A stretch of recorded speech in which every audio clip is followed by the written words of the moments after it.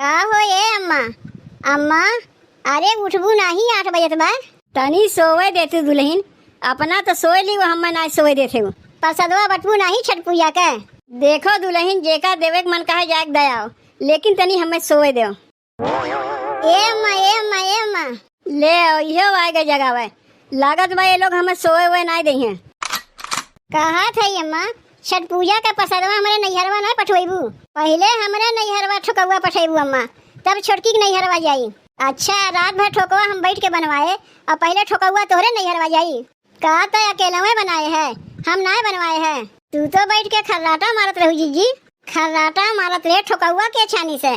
पहले हमरे नैहरवा जाई तब तोरे नैहरवा जाई। ले आवा बहन, छठ पूजा बीता नहीं तोहरे देवरानी जेठानी में झगड़ा लग गए।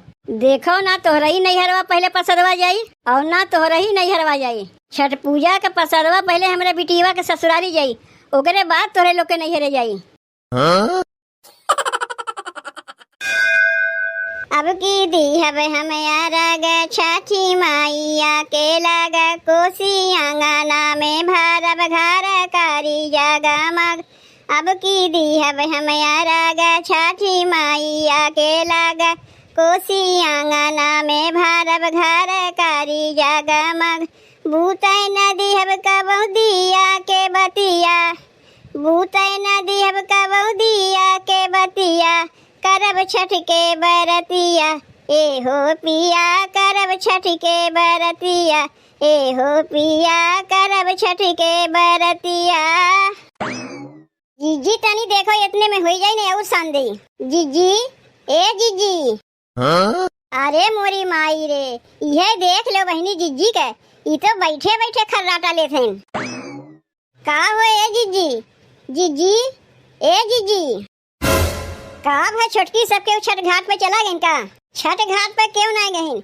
आधी रतिया की जगह है का? तू यहाँ बैठ के ठोकवा छाना थे कि बैठे बैठे खर्राटा मारा थे? नहीं रे छोटकी, कहाँ खर्राटा मारा थे? तो हम देखते हैं जीजी की बैठे बैठे काम कर थे। देखो खर्राटा मारे चक्कर में कहीं ठोकवा नजर आई दियो।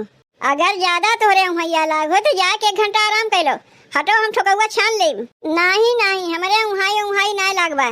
देखो जीजी ठोकवा तनी गत के छानियो, कहीं जराए ना दियो, काहे कि बाटे वाला ठोकवा है। यह ठोकवा सवेरे सबके घरे घरे बटाई, सोए के चक्कर में कहीं ठोकवा जराए देबू तो 4 जगह से ओढ़ाना आई। लागत बेलो का ठोकवा छाने उन्हें ढंग ना है, वही से जराए दिए हैं। तनी दिखाओ एको ठोकवा जराए है।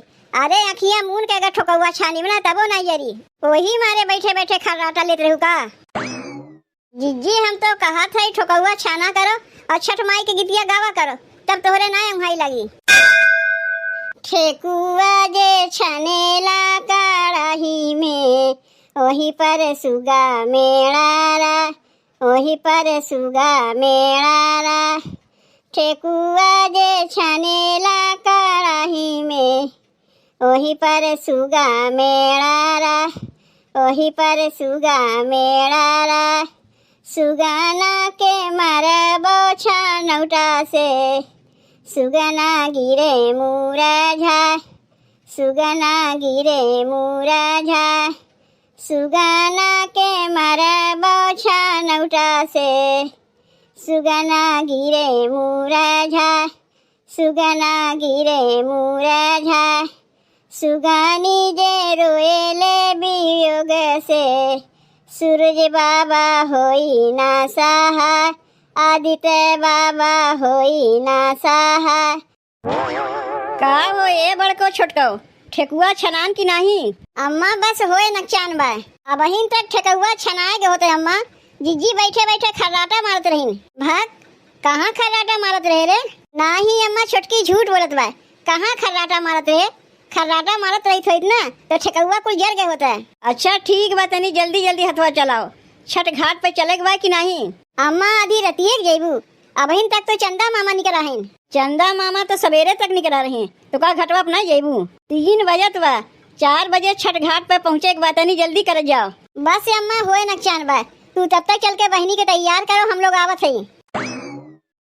जल्दी से कुल पड़कवा ले ले, चल के छठ घाट पे जराई। पता नहीं भौजी ठोकवा छान भईन कि अब छनते हैं। जब तक कोई लोग ठोकवा छानत हैं तब तक अपन पड़कवा हम धई ले। ई कुल का है रे नेहवा?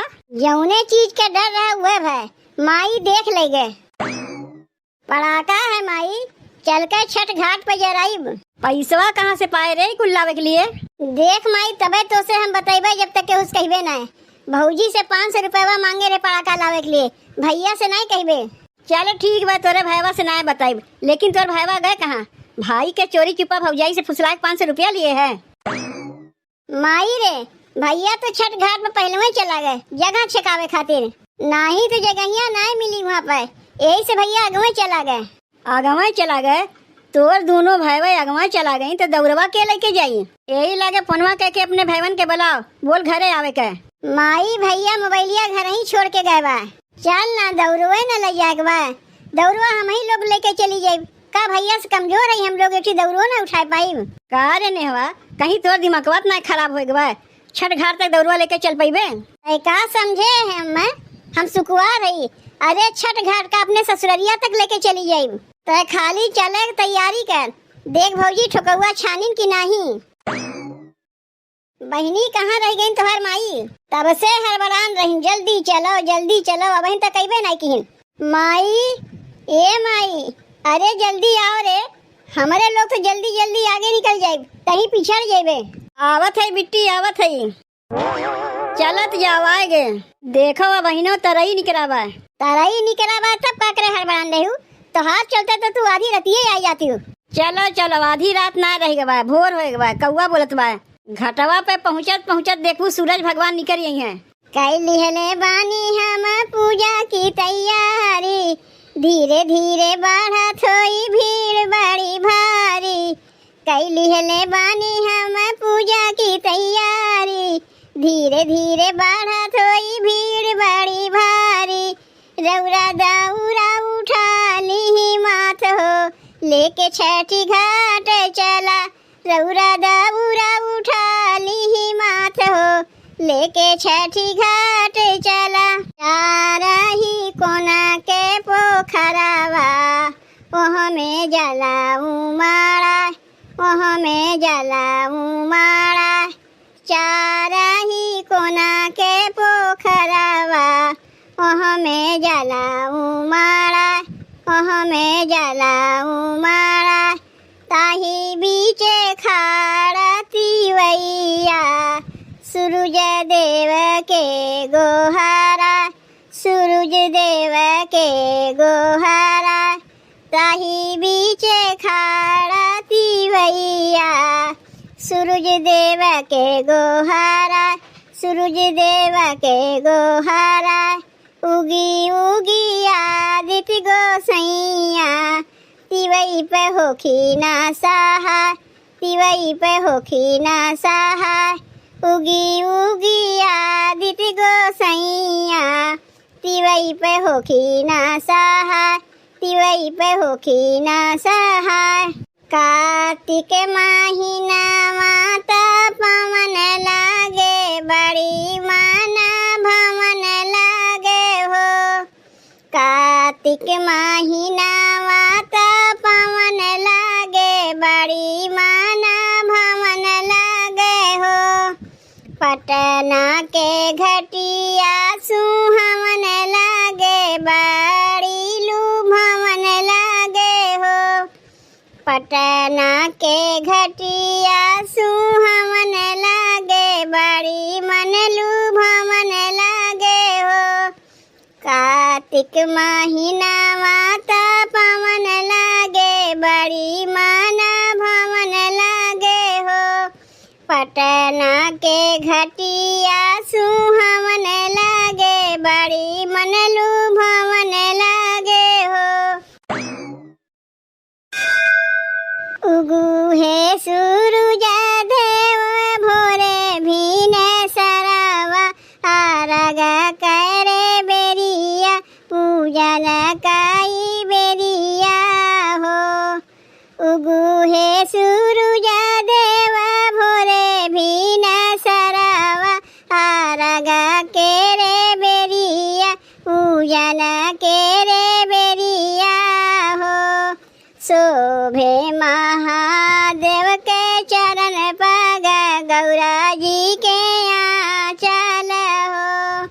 शोभे महादेव के चरण पग गौरा जी के आंचल हो। जी जी पुकार देव दुनो कारा जोरिया आरघ करे बेरिया पूजन करे बेरिया हो। जी जी पुकार देव दुनो कारा जोरिया आरघ काई बेरिया पूजन करे बेरिया हो। ललका पुकार देव दुनो कारा जोरिया आरघ करे बेरिया पूजन करे बेरिया हो।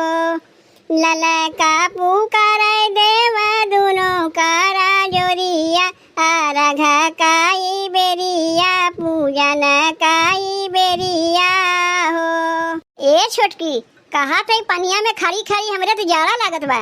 का तोहरा ही जड़वा लागत बा, हमरे जड़वा ना लागत बा। घरा चल के न छोटकी हम तो चदरा तान के सोई जाइब। जाड़ा के मारे हम तो कांपत हई। का करे के चदरा तान के सोईबू जीजी? घरा चलो तोहरे लिए कौड़ा बार दे, वही हाथ गोड़ सेकियो। अब ही उतना हूँ ना जाड़ा पड़त बा कि कौड़ा तापे परी। ऊ तो पनिया में खड़ी है, यही मारे जाड़ा लागत बा। ए दुल्हन होई गए तोहरे लोग कर, चल जाओ घरे, बहुत देर होत बा। हाँ अम्मा होई गए चलत है, जीजी के जाड़ा लागत बा। जब होए गए तो पनिया में से निकल जाओ। जितनी देर पनिया में खड़ी रहबू जाड़ा तो लगबे करी। अम्मा कहाँ गई तोहार दोनों बेटा हुए? बुलाओ नहीं कुछ सामानवा घरा पहुँचावे है। वो दोनों भाई और बहन मिलके पटाखा जलावत हैं। देखो अम्मा लावे के तो दौड़वा हम लोग मिलके ला दिए। अब रात भर के जागी है, ले जाए के लिए हमारे जांगन ना बा। अपने बेटुओं से कहा कुछ सामानवा ले चल के घरा पहुँचावे।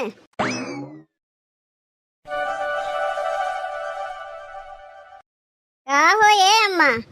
अम्मा अरे उठबू नहीं, 8 बजत बा। तनी सोए देते दुल्हन, अपना तो सोए ली, वो हम ना सोए देते। कहाँ हम सोए अम्मा? जब से छठ घाट पर से आए इतना काम करे पड़ा रहा, कमोत करत है। सोए के तनको हमें मौका मिला तो जाए के अब से सोई जाओ। अब का सोई? प्रसादवा बटबू नहीं छठ पूजा के। देखो दुल्हन जेका देवे के मन कहा जाए दयाओ, लेकिन तनी हमें सोए दो। ए अम्मा ले आओ, इहो आए गए जगावे। लागत बा ये लोग हमें सोए हुए नहीं दे हैं। अब तुम्हें का हो गए? का करे तू हमें जगावे है? कहा था अम्मा छठ पूजा का प्रसादवा हमारे नैहरवा ना पठवेबू। पहले हमारे नैहरवा ठोकवा पठेबू अम्मा, तब छोटकी के नैहरवा जाई। अच्छा रात भर ठोकवा हम बैठ के बनवाए और पहले ठोकवा तोहरे नैहरवा जाई। का तो अकेले में बनाए है, हम ना बनवाए है। तू तो बैठ के खर्राटा मारत रहू जीजी। खर्राटा मारत रहे ठोकवा के छानी से। पहले हमरे नैहरवा जाई तब तोरे नैहरवा जाई। ले आवा बहन, छठ पूजा बीता नहीं, तोहरे देवरानी जेठानी में झगड़ा लग गए। देखो ना तोहरा ही नैहरवा पहले प्रसादवा जाई और ना तोहरा ही नैहरवा जाई। छठ पूजा के प्रसादवा पहले हमरे बिटिया के ससुरारी जाई, ओकरे बाद तोहरे लोग के नैहरे जाई।